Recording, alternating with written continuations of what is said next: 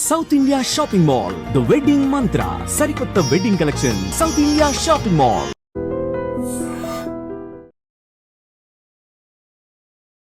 నమస్కారం, welcome to I dream. ధర్మ మార్గం విత్ విజిత కార్యక్రమానికి స్వాగతం.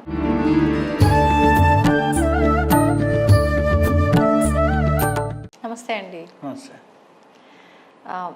ప్రెగ్నెంట్ లేడీస్ మామూలుగా వ్రతాలు పూజలు చేయొచ్చు అంటే కొన్ని నెలల తర్వాత వాళ్ళు అసలు ఆలయాలకు కూడా వెళ్ళడానికి వీల్లేదని చెప్పి అంటూ ఉంటారు. మరి అటువంటి స్త్రీలు గర్భంతో ఉన్నప్పుడు వ్రతాలు, ఆడవారంటే చాలా రకాల వ్రతాలు చేస్తూ ఉంటారు, అలాంటి వ్రతాలు కానివ్వండి పూజలు కానివ్వండి చేయొచ్చు అంటారా? మనకైతే ఏంటి అంటే శాస్త్రం ప్రకారం మనం చూసుకున్నప్పుడు పెద్దలు చెప్పిన దాని ప్రకారం ఆరో నెల వచ్చేంత వరకు మనకి ఏ వ్రతాలైనా చేసుకోవచ్చు అనేది ఉంది. 5th మంత్ దాటిన దగ్గర నుంచి వ్రతాలు పూజలు ఇట్లాంటి ప్రతిష్ట ఇట్లాంటి కార్యక్రమాలు ఉంటాయి కదా, కంకణాలు కట్టుకొని వ్రతాలు చేసుకోవడం అనేది నిషిద్ధంగా మన వాళ్ళు చెప్పారు. ఎందుకంటే వాళ్ళకి ఒక ఇన్కన్వీనియన్స్ క్రియేట్ చేయకూడదు అనేసి. అంటే వాళ్ళకి ఇబ్బంది కలగకూడదు, శాస్త్ర ప్రకారంగా తప్పు లేదా? శాస్త్ర ప్రకారం శాస్త్రము అంటేనే ప్రకృతిని, మనిషి యొక్క తత్వాన్ని, వీటన్నిటిని దృష్టిలో పెట్టుకొని చేసింది. ఇప్పుడు ఒక్క పొద్దుండి పూజలు చేయాలంటారు మామూలుగా, ఒక్క పొద్దు ఉండడంలోకి అన్ని పాలో ఏవో తీసుకోమంటారు. ఇప్పుడు మళ్ళీ ఏమైంది, పాలు అవి తీసుకుంటాం. అప్పుడు ఎవడన్నా కొద్దిగా ఏదన్నా టిఫిన్ చేసినా చాలా తప్పుగా చూసేవాళ్ళు. ఇప్పుడు ఏంటి, షుగర్లు బీపీలు ఎక్కువైన తర్వాత టాబ్లెట్లు వేసుకునే జనాలు ఎక్కువైపోయిన తర్వాత ఏమన్నారు, కొద్దిగా ఏదో ఒకటి తీసుకోండి, బిస్కెట్స్ లేకపోతే ఏదో ఒకటి తీసుకొని టాబ్లెట్లు వేసుకోండి ఉన్నవాళ్ళు, లేకపోతే 2 ఇడ్లీ తిని వేసుకొని పూజ చేసుకోండి, మీ శరీరాన్ని బాధ పెట్టకండి. ఇక్కడ ఏంటంటే శరీరాన్ని హింసించకుండా బాధ పెట్టకుండా, అలాగని శరీరాన్ని మళ్ళీ సుఖపెట్టకుండా, ఎక్కువ సుఖపెట్టకుండా ఈ రెండిటి మధ్య మార్గంలో వెళ్ళటమే నిజమైన సాధనా విధానం, యోగ విధానం. కాబట్టి ఆ రెండిటిని ఎప్పుడైతే మనం బ్యాలెన్స్డ్గా వెళ్తామో అప్పుడు చాలా బాగుంటుంది జీవితం. ఇక్కడ ప్రెగ్నెంట్ లేడీస్కి కూడా ఏంటంటే 6వ నెల వరకు హ్యాపీగా కొన్ని కార్యక్రమాలు చేసుకోవచ్చు. భార్యకి 6వ నెల వస్తే భర్తకు కూడా కొన్నిట్లో పర్మిషన్ ఉండదు. అంటే ఎటువంటి వాటిల్లో? ఇప్పుడు ప్రతిష్టా కార్యక్రమాలు ఉంటాయి, విగ్రహ ప్రతిష్ట, అటువంటి వాటిలో పీటల మీద కూర్చోవటం కానీ, కళ్యాణాల్లో పీటల మీద కూర్చోవటం కానివ్వండి, అలాగే వ్రతం సత్యనారాయణ స్వామి ఇట్లాంటి వాటిల్లో కానీ. ఎందుకంటే ఆ టైంలో భర్త కూడా భార్య పక్కనే ఉండి కేరింగ్గా చూసుకోవడానికి, చాలా ఎక్కువ టైం అక్కడ ఇవ్వడానికి. సో ఇది ఒక విధానం. అయితే ఇంకొక విధానం ఏంటి అంటే, ప్రెగ్నెంట్ లేడీస్ ఎంతో కొంత శ్రీరామ జపం కానివ్వండి, మంచి విషయాలు వింటూ ఉంటాం, భాగవతం లాంటిది వింటూ ఉండటం, లేకపోతే ఓపికంటే భాగవత పారాయణ. పూర్వకాలంలో ప్రెగ్నెంట్ లేడీస్ ఉంటే ఎవరో ఒకరి పంతులు గారిని తీసుకొచ్చి భాగవతం కథలు చెప్పించేవాళ్ళు. ప్రతిరోజు ఒక నెల రోజులో ఏమో భాగవతం మొత్తాన్ని ఎక్స్ప్లెయిన్ చేసేవాళ్ళు. రోజుకు 1 గంటన్నర 2 గంటలు అలా భాగవత పారాయణ చేయించేవాళ్ళు. ఎందుకు అంటే భాగవతంలో దశావతారాల తత్వాలు ఉండే అనేక రకాలైనటువంటి జ్ఞానాలు ఆ బిడ్డకు అందాలి అనే కోరికతో చేసేవాళ్ళు. అది ఒకటైతే, స్వయాన ఆ అమ్మాయి కూడా కొంత పారాయణం, కొంత జపము, కొంత అంటే వీలున్నంత వరకు చేసుకుంటూ మంచి విషయాలే వింటూ, మంచి వినికిడిలో ఉంటూ, చెడు విషయాలు, క్రైమ్ స్టోరీస్ ఇట్లాంటివి వినకుండా కానీ ఉంటే హ్యాపీగా పుట్టే బిడ్డ చాలా హెల్దీగా అంటే ఫిజికల్ హెల్తే కాదు, మెంటల్ హెల్త్ కూడా ఇంపార్టెంట్. సో మనకి శాస్త్రం ప్రకారం ఏంటంటే 70% పెంపకం అనేది తల్లి గర్భంలోనే అయిపోతుంది. తర్వాత 7వ సంవత్సరం వరకు మనకి 90%, 14వ సంవత్సరం వరకు 100% పూర్తి అయిపోతుంది. ఈ ఫస్ట్లో తల్లి గర్భంలోనే మనకు ఉండేటటువంటి లక్షణాలన్నీ కూడా, వాడు రజో ప్రకృత లేకపోతే తమో ప్రకృత అనేటటువంటి, ఎక్కువ ప్రెగ్నెంట్ లేడీ నిద్రపోతూ ఉందనుకోండి, పుట్టినవాడు బద్ధకస్తుడిగా పుడతాడు. ఎక్కువ యాక్టివ్గా ఉండి ఏదేదో క్రైమ్ స్టోరీస్ ఇవన్నీ చూస్తూ ఇట్లాంటివి ఉన్న వాడు రజో ప్రకృతితో పుడతాడు. వాడు మంచిగా ఆధ్యాత్మికపరమైన విషయాలు, కొంతసేపు ధ్యానం గురించి, కొంతసేపు ఇట్లా భాగవతం గురించి ఇట్లాంటివి వింటూ పుట్టినవాడు వాడు సత్వగుణంలో పుడతాడు. వాడు సత్వగుణంలో పుట్టినవాడు తల్లి మాట వింటూ ఉంటాడు. హ్యాపీగా తల్లిదండ్రుల మాట విని శుభ్రంగా చదువుకొని వాళ్ళు అనుకున్న పద్ధతిలో వెళ్తూ ఉంటాడు సత్వగుణంలో. రజోగుణంలో పుట్టాడనుకోండి, ఏంటి మీరు రజోగుణంలో పుట్టిన పిల్లల్ని చూడండి, అదిగొమ్మ ఆంటీ వచ్చింది చాక్లెట్ నేను ఇవ్వ అంటారు. తమో గుణంలో ఈ చాక్లెట్లు తీసి జోబులో పెట్టుకుంటే వాడు తింటే పక్కన వాడికి పెట్టాడు. అర్థమైందా? అలాగే సత్వగుణంలో ఉన్నాడు అనుకోండి, ఇదిగో నీకోటి నీకోటి నీకోటి అని పంచుతూ ఉంటాడు. దాన్ని పంచుతూ ఉంటాడు. అబ్బాయి ఈడు ఎంత మంచోడు రానగానే వాడి మీద కొంత పాజిటివ్ అటెన్షన్ చిన్నప్పటి నుంచి పడుతూ ఉంటుంది సత్వగుణం. అది 7 ఏళ్ల లోపల ఏమవుతుంది, పెరిగి పెద్ద అవుతుంది. ఒరే ఈడు మంచోడు, ఈడి పద్ధతి అయినోడు, ఒక ముద్రలు ఆల్రెడీ వాడి బ్రెయిన్లోకి ఎక్కిస్తారు. వీడి కోపం ఎక్కువరా అంత లేడు కానీ అంటూ ఉంటాం చిన్నపిల్లలు. వాడి కోపం ఎక్కువ, వాడికి చికాకు ఎక్కువ, చిన్నప్పటి నుంచి వాడు అంతే అనమాట. ఇది అంతా ఎక్కడి నుంచి వచ్చింది? ఈ లక్షణాలన్నీ కూడా వాడి యొక్క తల్లి గర్భంలో ఆ టైంలో ఉన్నటువంటి ఇదనమాట. ఓకే, నేను ఒక అమ్మాయికి ఇట్లానే వస్తే ఆ అమ్మాయికి ఒక లక్షణం కావాలని ప్రయోగంలాగా చేయించాం అనమాట. ప్రయోగం పుట్టబోయే పిల్లలు ఏం లక్షణం కోసం, ఏం లక్షణం అంటే ఆ అమ్మాయి రోజు ఇట్లా ముక్కు పెట్టుకొని బ్రీతింగ్ చేస్తూ అంటే బ్రీతింగ్ ఎక్సర్సైజ్ చేస్తూ ఉంటే ఇట్లా పట్టుకొని చెయ్యి, ఇట్లా పట్టుకొని చెయ్యి, ఇట్లా పట్టుకొని చెయ్యి అని కొద్దిగా అమ్మాయి ఇట్లా వెరైటీగా పట్టుకుంటుంది అనమాట ముక్కుని. ఇట్లా 5 వేలతో, నాకు కూడా రాదు, వెరైటీగా పట్టుకుంటుంది ఆ వేలతో. ఇట్లా పట్టుకుంటూ ఉంటే అట్లనే చెయ్యి అన్న. పుట్టగానే వాడికి కూడా అదే లక్షణం వచ్చింది.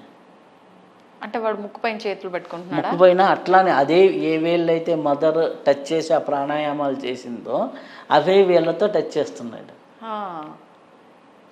అర్థమైందా?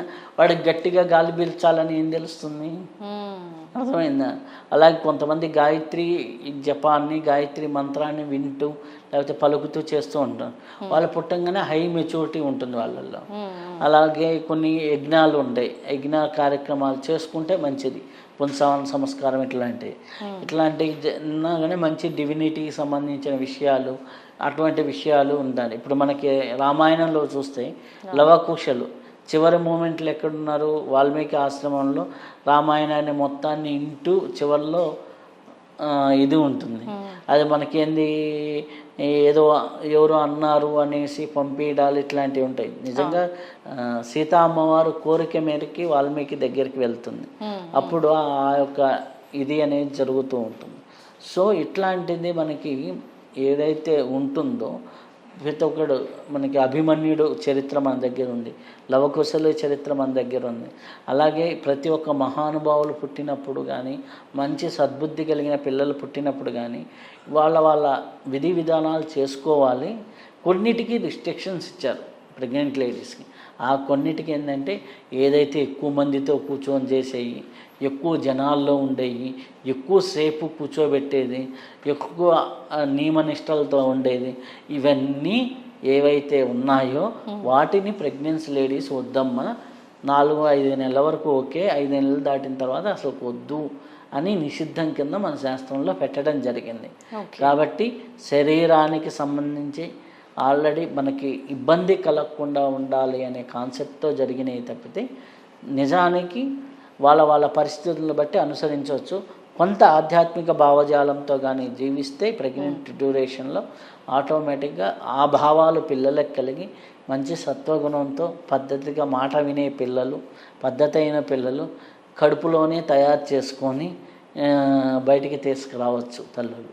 ఇప్పుడు అంటే వాళ్ళు పూజల్లో పార్టిసిపేట్ చేయొద్దన్నారు, ఇంట్లో వాళ్ళు ఏమన్నా ఇలాంటి పూజా కార్యక్రమాలు అలాంటివి ఉంటే ఇంట్లో వాళ్ళు చేసుకోవచ్చా? వాళ్ళ గర్భంతో ఉన్నప్పుడు, ఇంట్లో కోడలు గర్భంతో ఉంది, ఇంట్లో వాళ్ళ అత్తమామలు అట్లా వాళ్ళు ఏమైనా పూజా కార్యక్రమాలు బ్రహ్మాండంగా చేసుకోవచ్చు, వాళ్ళు చేసుకోవచ్చు. కొన్నిట్లో భర్తకి రిస్ట్రిక్షన్స్ ఉంటాయి కానీ ఇంట్లో ఏవైనా కార్యక్రమాలు బ్రహ్మాండంగా చేసుకోవచ్చు. హ్యాపీగా ఆడబడుచులు ఉంటే చేయొచ్చు, తోడి కోడళ్ళు ఉంటే చేయొచ్చు, హ్యాపీగా చేసుకోవచ్చు, ఇబ్బంది ఏమీ లేదు. మంచి మంచి వ్రతాలు, మంచి మంచి కార్యక్రమాలు చేసుకుంటూ ఉంటే చాలా మంచిది. అలాగే ఎప్పుడు ఇంట్లో ఉన్నంతసేపు కూడా ఆధ్యాత్మిక వాతావరణం లేదా మంచి వాతావరణం, మంచి విషయాలు, పనికొచ్చే విషయాలు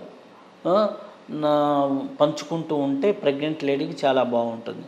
అలాగే పనికి వచ్చే విషయాలు కాకుండా కొన్ని అనవసరమైన విషయాలు ఉంటాయి, రాజకీయాలకు సంబంధించిన ఇటువంటి ఉండే రజో ప్రవృత్తి కలిగిన విషయాల్ని తగ్గించుకుంటూ సత్వగుణం ఉన్నటువంటి వాటిని పెంచుకుంటూ ఉంటే పుట్టబోయే వాళ్ళు సత్వగుణ సంపన్నులుగా అత్యున్నతమైనటువంటి గుణగణాలతో కలిగిన వాళ్ళుగా పుడతారు. ఎప్పుడైతే గుణగణాలు బాగుంటాయో, ఎప్పుడైతే ఆనందంగా ఉంటాయో వాళ్ళ వల్ల పెరిగేటప్పుడు ఇబ్బంది లేకుండా ఉంటుంది. అంటే దీనికి ఇంకా ఎగ్జాంపుల్ చెప్పాలి అంటే, మొన్న నా దగ్గరకు ఒకరు ఆస్ట్రాలజీకి వచ్చినప్పుడు వాళ్ళ అబ్బాయి ఉన్నాడు. ఆ అబ్బాయి 24 ఏళ్ళు, మంచి గవర్నమెంట్ ఉద్యోగం వచ్చింది. గవర్నమెంట్ ఉద్యోగం వచ్చింది, సింగిల్ పేరెంట్, మదరే పెంచారు. ఫాదర్ ఎప్పుడో చిన్న వయసులో యాక్సిడెంట్లో వెళ్ళిపోయారు. సో మదర్ పెంచారు. అబ్బాయికి ఒక చెల్లెలు, సిస్టర్ ఉంది, మదర్ ఉంది. మా అబ్బాయి ఏంటి, మొండి అనమాట. ఆ అబ్బాయి నా శాలరీ నాకే అంటాడంట. ఇంట్లో ఇప్పుడు అన్ని రోజులు వాళ్ళ మదర్ పెంచి ఏదో కుట్టు మిషన్ కుడుతూ పెంచినప్పుడు ఆమెకి అండగా మొదటి నుంచి కొద్దిగా మొండిగానే ఉండేది. ఈ మొండి లక్షణం ఎక్కడి నుంచి, నేను ఆమెను అడిగా, ఈ మొండి లక్షణం ఎక్కడి నుంచి? మీ అత్తతో నీకు పెళ్ళైన కొత్తలో బాగా గొడవలు అయ్యాయి కదా, మీరు మాట వినకుండా ఎదురుగా ఉన్నారు కదా. అబ్బలే చెప్పారు మీరు జాతకం అంది.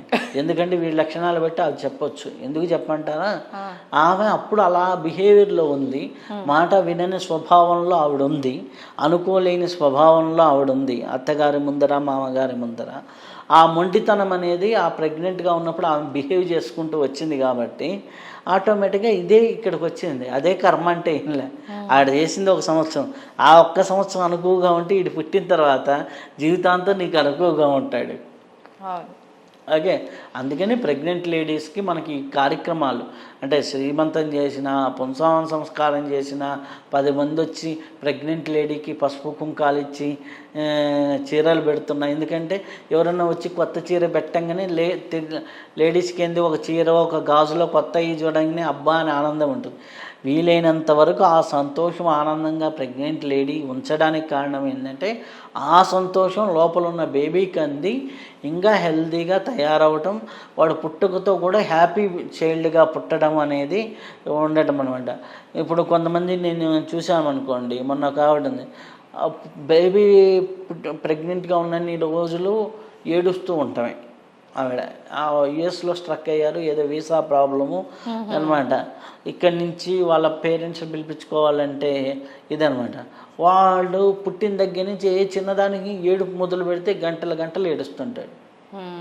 ఏడుపు మొదలు పెడితే మటుకు ఒక 1/2 అవర్ 40 మినిట్స్. ఏమైంది, ఆమె ఏడుపు అదే బాధలో సాడ్లో 1 గంటన్నర కూర్చునేది, మొదలైంది గంటన్నర డ్యూరేషన్.